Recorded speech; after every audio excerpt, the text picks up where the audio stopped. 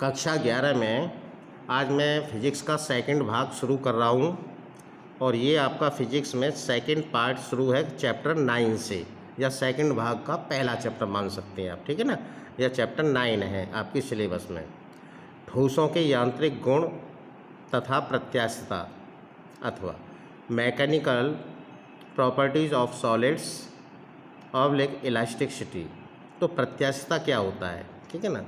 तो प्रत्यास्थता को इंग्लिश में कहते हैं इलास्टिसिटी।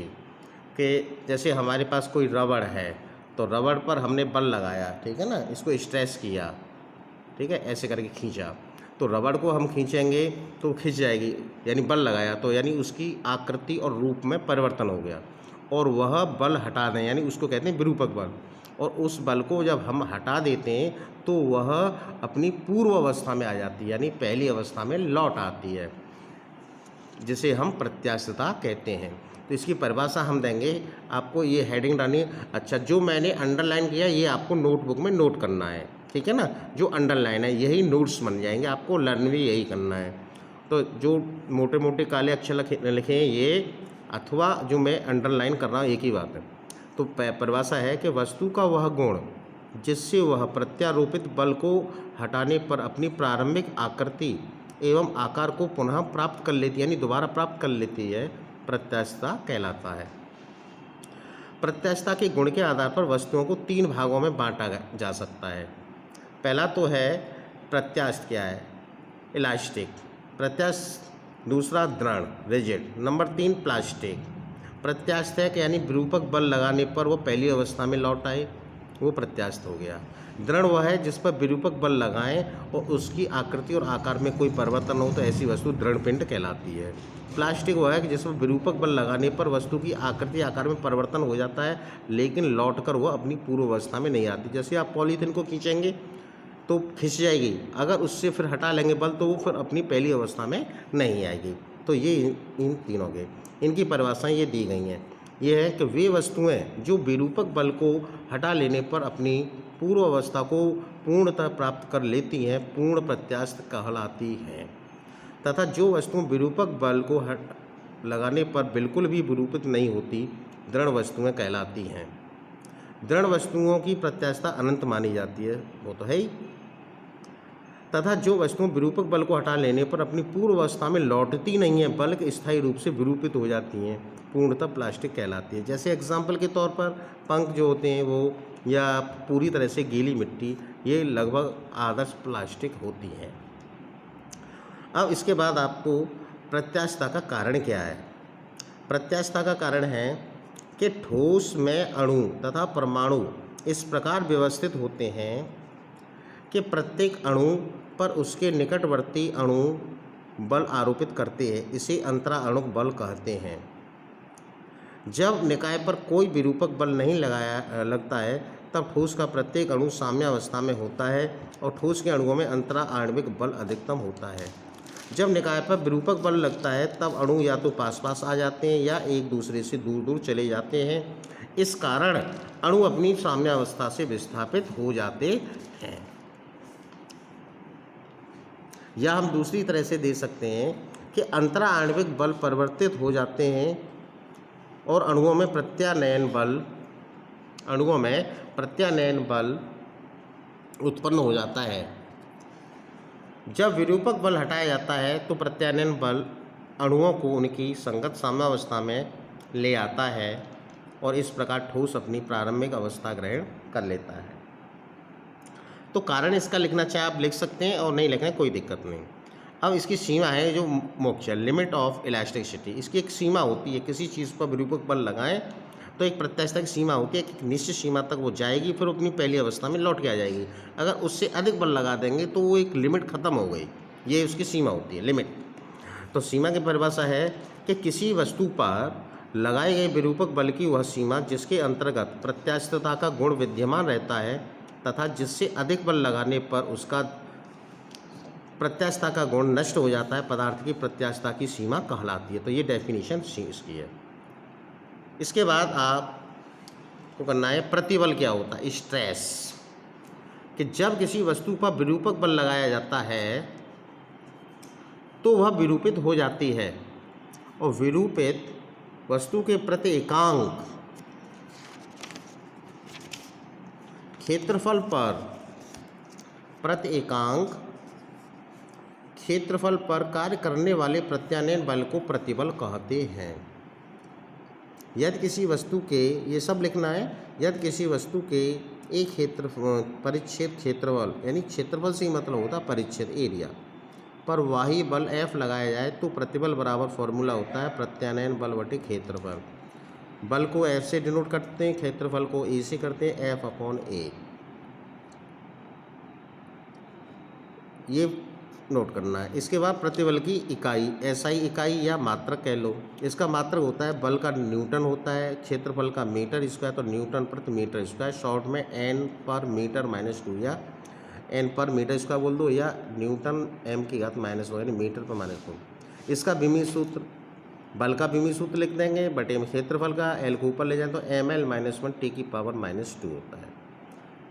अब प्रतिबल का CGS पद्धति मात्रक, क्योंकि बल का मात्रक CGS उसमें पद्धति में CGS में डाइन होता है और मीटर का होता है सेंटीमीटर, तो डाइन प्रति सेमी स्क्वायर होता है।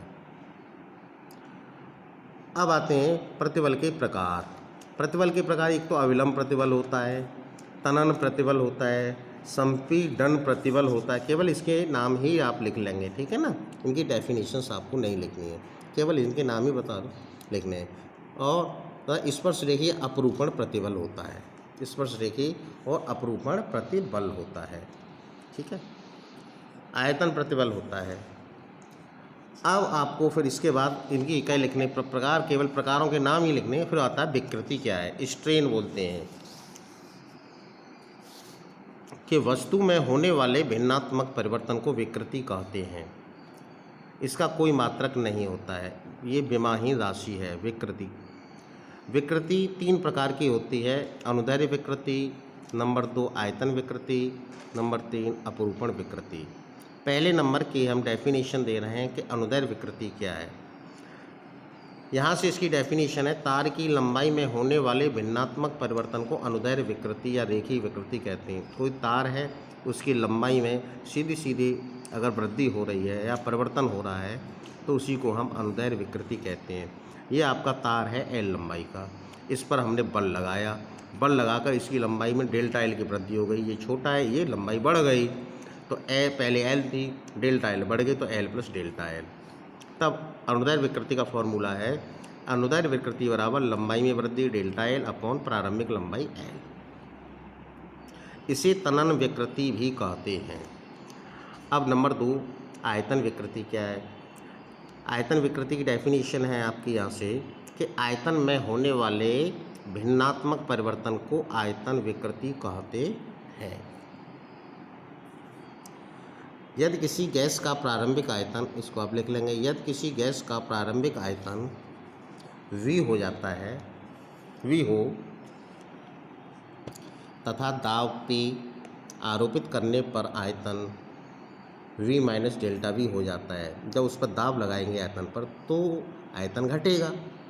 तब आयतन विकृति बराबर आयतन में परिवर्तन यानी आयतन में कमी डेल्टा V अपॉन V, ये फॉर्मूला आप इनको बना सकते हैं। जैसे ये है, इसे पिस्टन लगा है, इस पर ये इसका आयतन है V, इस पर ऊपर से दाब लगाया तो ये यहाँ से घटकर यहाँ आ गया, माइनस डेल्टा V की कमी हो गई तो ये फॉर्मूला आ गया, ये बना लें। नंबर 3 है अपरूपण विकृति। अपरूपण विकृति की डेफिनेशन यहाँ से है कि यदि किसी वस्तु के एक पृष्ठ को स्थिर रखकर इसके विपरीत पृष्ठ पर स्पर्श रेखी बल लगाया जाए तब इस अवस्था में लगने वाले प्रतिबल को स्पर्श रेखी प्रतिबल कहते हैं तथा विकृति को अपरूपण विकृति कहते हैं। और यह विकृति केवल ठोसों में ही संभव होती है, यहाँ तक लिखना है। अब ये आपके कोई पृष्ठ है, कोई वस्तु है जिसकी लंबाई है L, बेलनाकार है, सिलेंडर है, इस पर इस पृष्ठ को हम स्थिर रख लें, बल लगा के इधर खींचेंगे, ऐसे खींच लें, और ऊपरले सिरे पर इधर बल लगा रहे हैं, ऐसे करके इसे ऐसे खींचेंगे। जैसे कोई चीज़ ये है, ये हमने पकड़ रखी है, इस पर हमने बल लगाया ऐसे करके तो ये हट गई ना, पहले ये यहाँ थी और यहाँ से इस पर ऐसे फोर्स लगाया तो ये विस्थापन हो गया यहाँ से यहाँ तक, हुआ कि नहीं। तो सेम इसी तरह से जैसे पहले ये थी, यहाँ से इस पर बल लगा दिया तो ये यहाँ पर आ गई, ये हमने स्थिर रखा तो इसमें इसका विस्थापन हो गया डेल्टा एक्स, बल लगाया इधर, इसको स्थिर रखा तो इसका कोण हो गया थीटा। तब अपरूपण विकृति होता है delta x upon L. Delta x upon L means विस्थापन अपॉन लंबाई, चूँकि टेन थीटा बराबर होता है लंब बटे आधार, तो लंब थीटा ये तो लंब हो गया डेल्टा एक्स और आधार हो गया हमारा ये 90 डिग्री का कोण है। उससे हम थीटा का मान बहुत कम होने पर टेन थीटा बराबर थीटा ले सकते हैं, तब हम थीटा से इसको व्यक्त करते हैं। ठीक है, इसके बाद है आपका हुक का नियम।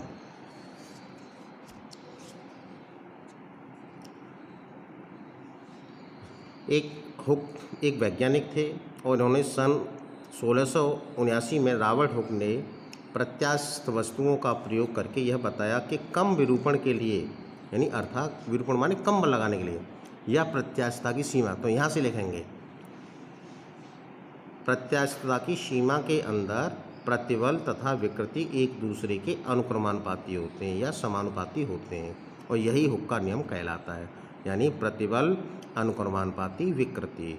तो प्रतिबल इस अनुक्रमानुपाती घटा के बराबर लगाया, तो जब हम अनुक्रम घटा के कोई स्थिरांक लेते हैं k इंटू विकृति, जहाँ k एक अनुक्रमानुपाती नियतांक है जिसे प्रत्यास्थता गुणांक कहते हैं और इसे e से प्रदर्शित करते हैं, कैपिटल E से। तो प्रत्यास्थता गुणांक को E से व्यक्त करते हैं। ठीक है, और लघु विकृति के लिए प्रतिबल तथा विकृति के अनुपात को प्रत्यास्थता गुणांक कहते हैं। लघु यानी कम विकृति के लिए प्रतिबल तथा विकृति के अनुपात को प्रत्यास्थता गुणांक कहते हैं। प्रत्यास्थता गुणांक का मात्रक होता है न्यूटन प्रति मीटर स्क्वायर, क्योंकि प्रतिबल का मात्रक न्यूटन प्रति मीटर स्क्वायर होता है, तो वही इसका होगा एम के एस में, और CGS में हो जाएगा डाइन प्रति सेमी स्क्वायर, ये प्रत्यास्थता का। इसी प्रकार से इसका विमीय सूत्र ml-1 T⁻², जो प्रतिबल का विमीय सूत्र था वही हमारा प्रत्यास्थता गुणांक का विमीय सूत्र है। इसके बाद आते हैं फिर प्रत्यास्थता गुणांक के प्रकार, जो नेक्स्ट वीडियो में हम आपको कराएंगे। ठीक है, आज आप इतना ही लर्न कीजिए और नोट कीजिए नोटबुक में। ओके, थैंक यू बेटा।